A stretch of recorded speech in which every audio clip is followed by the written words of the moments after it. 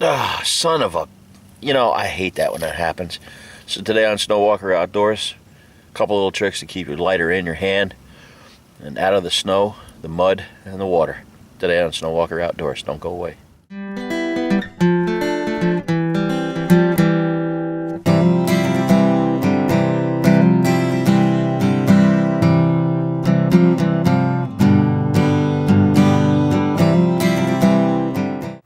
So dropping your lighter in the snow, maybe in some mud and or water, something of that nature, renders it useless at that point until you get the lighter working again. A couple of real simple tricks to actually get the lighter working is, continue to rub it and dry it out on your clothing, especially if you're wearing wool or at least a dry fibrous material, so that you can get in there and you can dry it out.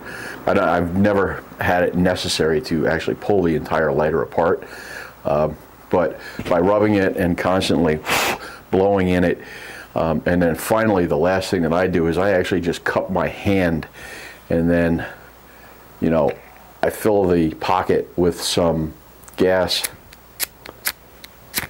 and I'll have flame, and then I usually let it burn for a little while. Do you use a little bit of your fluid? Yes, you will, but you're going to use it anyway while you're out there. And this is not your mainstay fire starting device either.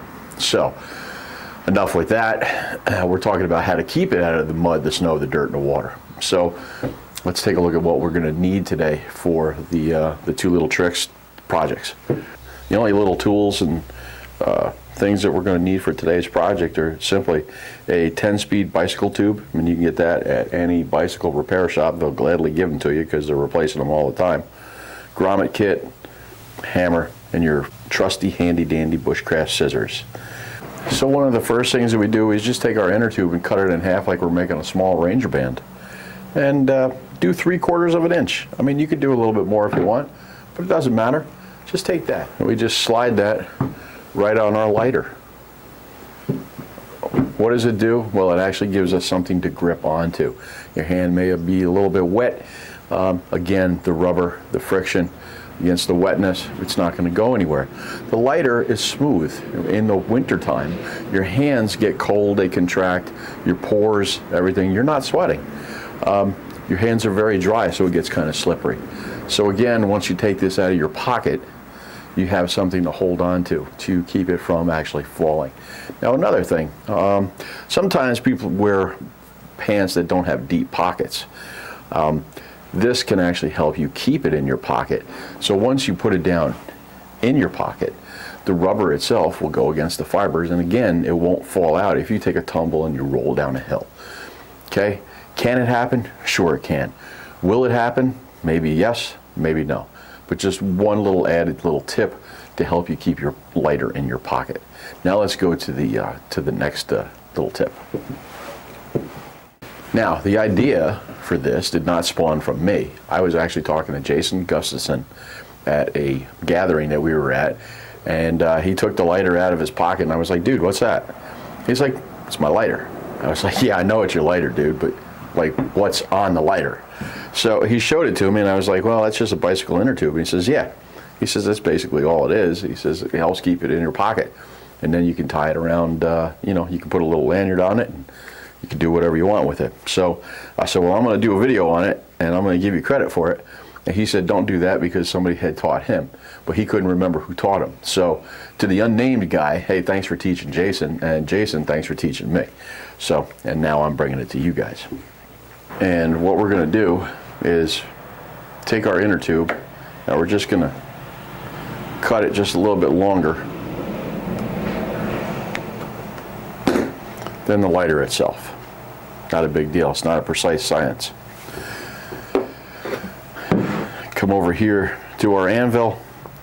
We'll take our hole cutting tool.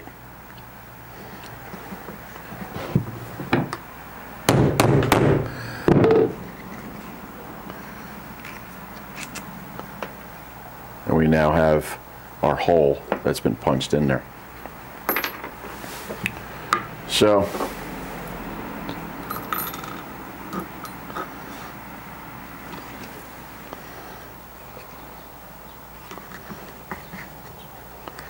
put this in, we put that in.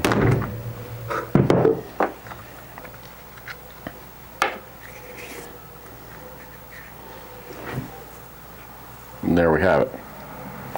Now we take our trusty bushcraft scissors. Now we just go ahead and we trim this. And you don't have to, but I do.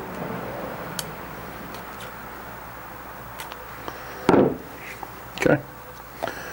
Now we just simply put it on our lighter and work its way down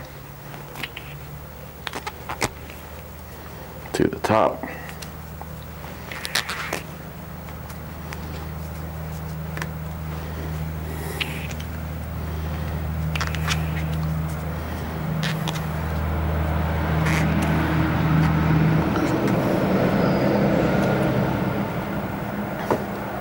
And there we have it.